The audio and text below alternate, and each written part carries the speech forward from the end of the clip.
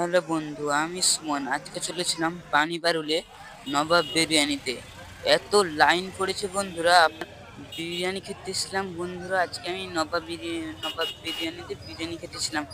এত লাইন পড়েছে, পুরো রেশন রেশন দেবার মতন দোকানের মতো লাইন পড়েছে বন্ধুরা। আপনারা ভাবতে পারছেন পানিবারুলে নবাব বিরিয়ানিতে এত লাইন পড়েছে?